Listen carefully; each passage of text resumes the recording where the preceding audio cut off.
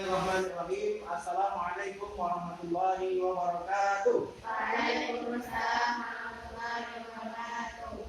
Apa kabarnya siang hari ini? Alhamdulillah baik. Baiklah, anak sekalian, masih semangat ya belajar di siang hari ini? Nah, sebelum kita mulai pelajaran kita, silakan yang duduknya belum rapi, bukunya belum rapi, silakan dirapikan terlebih dahulu. Dirapikan terlebih dahulu. Baiklah, sebelum pembelajaran kita mulai, marilah bersama-sama kita berdoa untuk mendapatkan keberkahan dan juga kemudahan kita dalam belajar. Mudah-mudahan apa yang kita pelajari diberikan ilmu yang bermanfaat oleh Allah Subhanahu wa taala. Silakan dibikin berdoa. Kita berdoa. Bismillahirrahmanirrahim. Rabbi shrahli sadri wa yassir li amri wahlul 'uqdatam min lisani yafqahu qawli. Rabbi zidna ilman warzuqna fahman. Akan membacakan absen terlebih dahulu. Melda Ayu Andini, terus Diani Cahaya Dwi Anissa, Nadia Ramadhani, Raisya Masya Putri, Wahyuni Atika, Melda Suryani, Nofri, Nur Alia, Uni Khairunisa. Alhamdulillah, hadir semua ya pada kesempatan kali ini.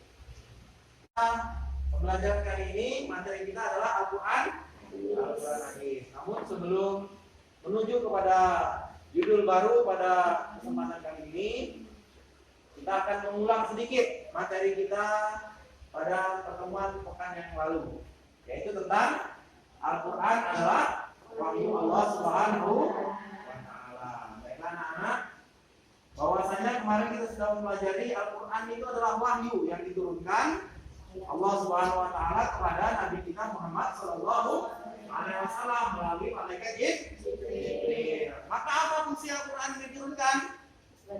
Sebagai pedoman hidup manusia agar hidupnya selamat dunia dan akhirat. Maka itulah kita mengulang sedikit materi kita pada pertemuan yang lalu, yaitu Al-Quran kita jadikan sebagai pedoman hidup kita karena Al-Quran adalah wahyu dari Allah Subhanahu wa taala. Pada pertemuan kali ini, sebelum Bapak melanjutkan kepada judul yang baru, Bapak ingin menanya. Ya. Jadi Al-Quran itu terdiri dari banyak sekali surat. Ya. Surat pertama yang ditulis dalam mushaf Al-Quran adalah surat Al-Fatihah. Semuanya sudah hafal ya Al-Fatihah? Sudah hafal itu artinya? Dalam artinya. Jadi di situ kita bisa mengambil banyak pelajaran dari satu surat yang pertama yaitu Al-Fatihah, yaitu surat pembukaan. Di situ banyak kita ada doa. Salah satunya ihdinas siratal mustaqim. Tunjukilah kami jalan yang lurus. Kita minta tunjuki jalan yang lurus pada Allah Subhanahu wa taala. Jadi Al-Quran adalah benar-benar kitab yang diturunkan kepada Allah Subhanahu pada Nabi kita Muhammad SAW dengan perantara malaikat Jibril. Maka siapa yang setiap hari membaca Al-Quran dengan maknanya? Sudah membaca Al-Quran dengan maknanya? Alhamdulillah. Sudah membaca? Ya, sudah membaca ya. Jadi selain kita membaca Al-Quran itu hanya ayat-ayat Al-Quran saja, tapi kita juga harus memahami arti dari Al-Quran untuk kita bisa menjadikan Al-Quran sebagai pedoman hidup kita. Karena Al-Quran itu diturunkan dalam bahasa Arab, sedangkan kita orang Indonesia. Maka kita ketika membaca Al-Quran, kita juga harus berusaha belajar memahami makna atau arti daripada Al-Quran. Baiklah, untuk mengawali pembelajaran kita pada kali ini, yaitu lanjutan dari Al-Quran adalah wahyu Allah Subhanahu wa taala. Pada bab kedua ini, yaitu kita akan membahas tentang kebenaran penurunan Al-Quran. Apa judul kita? Kebenaran penurunan Al-Quran. Jadi Al-Quran itu benar-benar diturunkan oleh Allah Subhanahu wa taala kepada Nabi kita Muhammad sallallahu alaihi wasallam. Nah, sebelum Bapak melanjutkan, Bapak akan membacakan komputasi inti. Tuh komputasi intinya dari pelajaran kita kali ini, kemudian kompetisi dasar menghayati kebenaran penurunan Al-Quran oleh Allah Subhanahu wa Ta'ala. Yang kedua, mengamalkan kritis dalam mempelajari penurunan dan penulisan Al-Quran secara bertahap. Dan ketiga, menganalisis sejarah penurunan dan penulisan Al-Quran. Dan yang terakhir, kompetensi dasarnya yaitu menyajikan hasil analisis sejarah penurunan dan penulisan Al-Quran. Adapun tujuan pembelajaran kita pada materi kali ini yaitu yang pertama, menghayati kebenaran penurunan Al-Quran. Yang kedua, memahami penurunan dan penulisan Al-Quran secara bertahap. Dan yang terakhir, menganalisis sejarah penurunan Al-Quran. Itulah tiga tujuan pembelajaran kita pada kesempatan kali ini. Selanjutnya, itu ada kata konsep. Jadi diturunkannya Al-Quran itu setelah Al-Quran diturunkan yaitu untuk ditulis pada zaman Nabi, kemudian diajarkan sebagai pedoman hidup. Selanjutnya, sebelum kita melaju lebih dalam lagi, silakan kalian lihat gambar yang ada di slide di depan. Kira-kira apa yang kamu pikirkan tentang gambar yang ada di depan? Gambar dua hero. Ada lagi yang lain? Tempat apa itu? Tempat apa? Al-Quran diturunkan pertama ya, itu adalah gambar buah Hira, adalah tempat Al-Quran pertama kali diturunkan kepada Nabi kita Muhammad SAW dengan wasilah malaikat Jibril. Selanjutnya adalah ayat Al-Quran yang mengatakan Al-Quran diturunkan pada bulan suci Ramadan. A'udzubillahi minasyaitonir rajim. Syahrul Ramadan allazi unzila fihi al-Qur'an hudan lin-nasi wa bayyinatin minal huda wal furqan. Bulan Ramadan adalah bulan diturunkannya Al-Quran sebagai petunjuk bagi manusia dan pembela antara yang hak dan yang batil. Jadi Al-Quran diturunkan pada bulan suci Ramadan. Apa fungsinya? Sebagai pembeda antara hak dan yang batil. Selanjutnya, pada materi ini kita saksikan bersama-sama kisah tentang turunnya Al-Quran. Mari sama-sama disaksikan video yang ada berikut ini.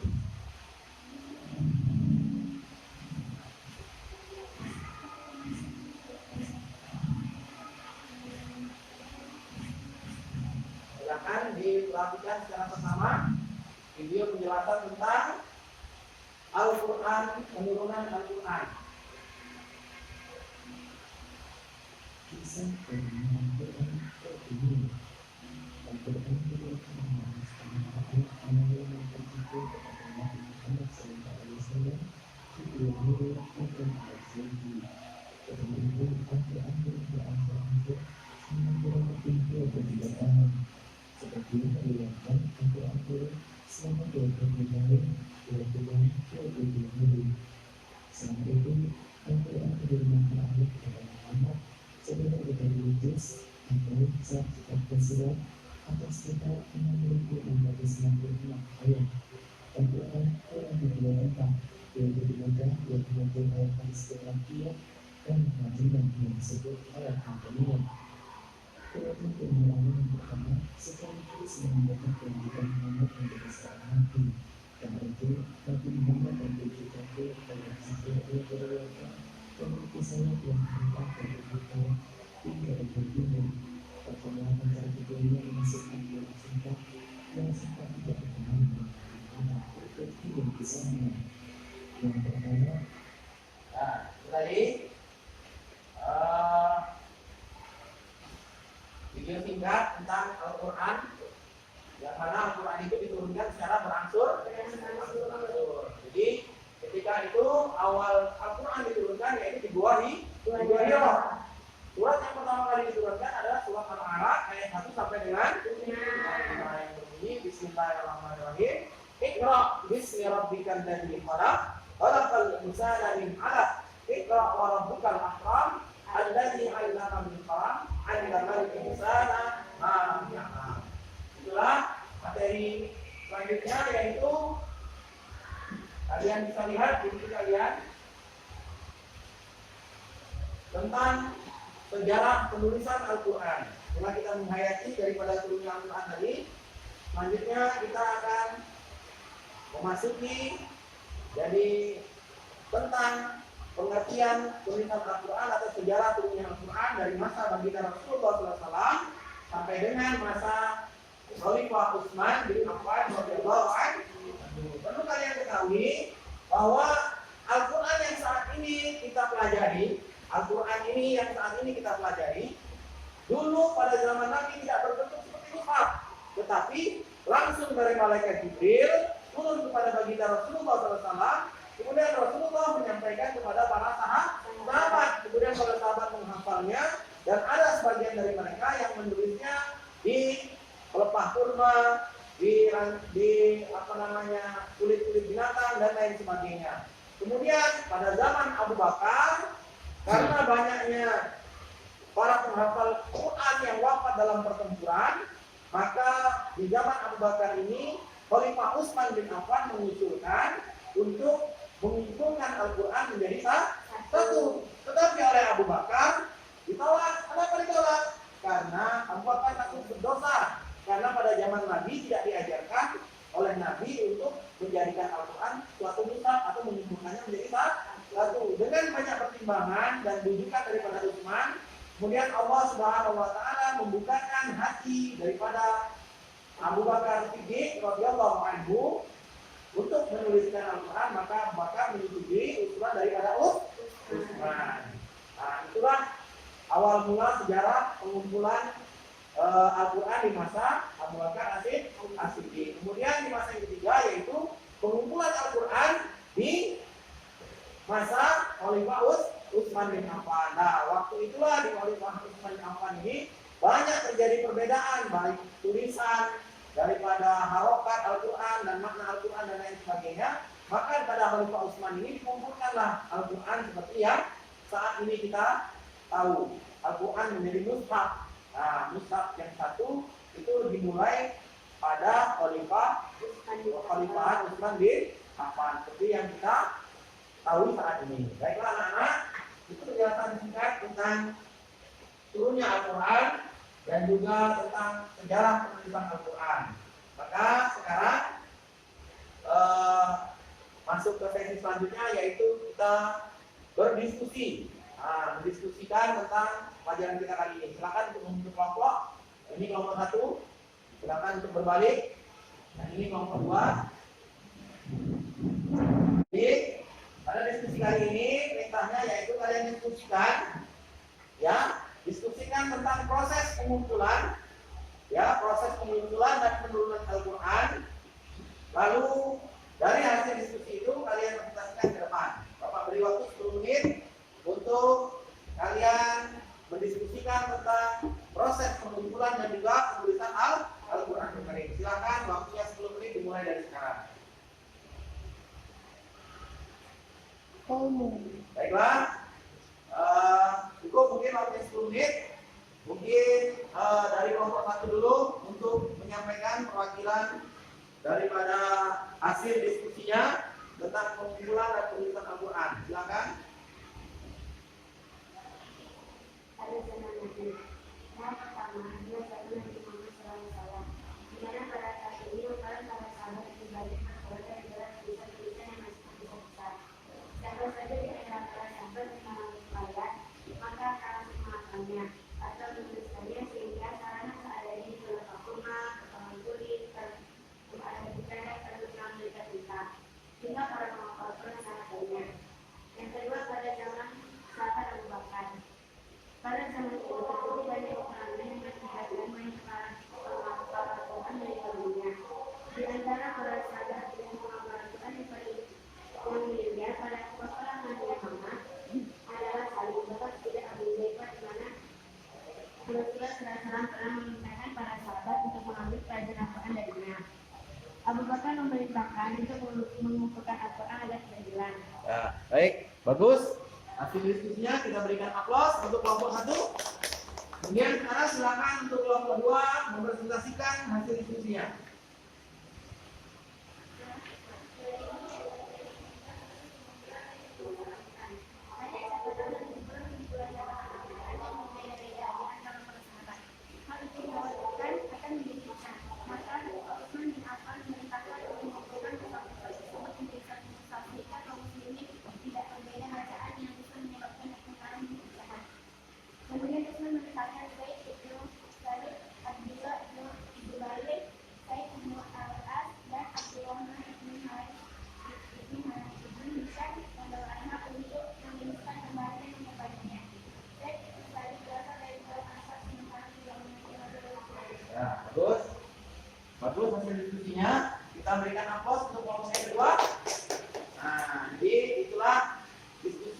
sudah kalian laksanakan tadi, silakan kembali ke tempatnya masing-masing.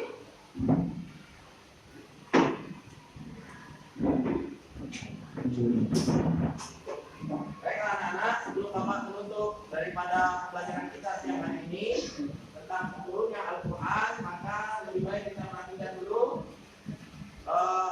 inti atau rangkuman dari pembelajaran kita siang hari ini.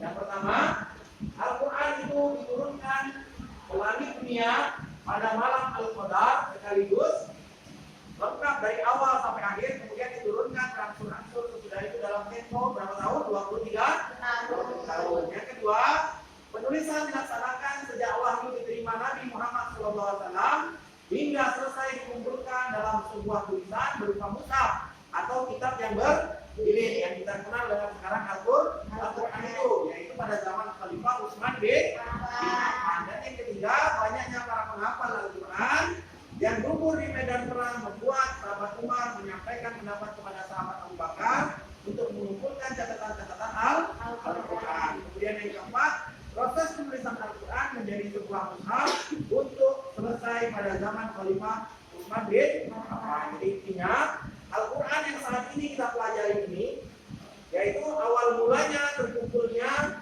menjadi lengkap itu pada zaman kekhalifahan Utsman bin Affan, sehingga saat ini dapat kita baca dengan mudah. Diawali dengan surat Al-Fatihah dan ditutup diakhiri dengan surat An-Nas. Baiklah anak-anak sekalian, itulah penjelasan dan diskusi kita pada pertemuan kali ini.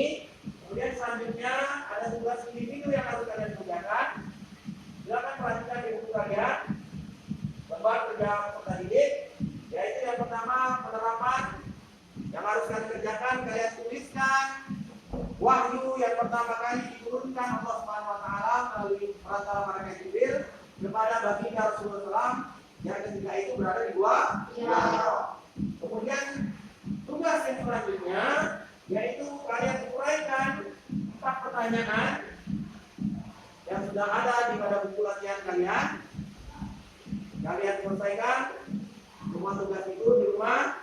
Pada pertemuan yang akan datang akan kita kumpulkan kembali dan kita bahas bersama-sama kembali. Baiklah anak-anak, mungkin itu saja pembelajaran kita pada kesempatan siang hari ini.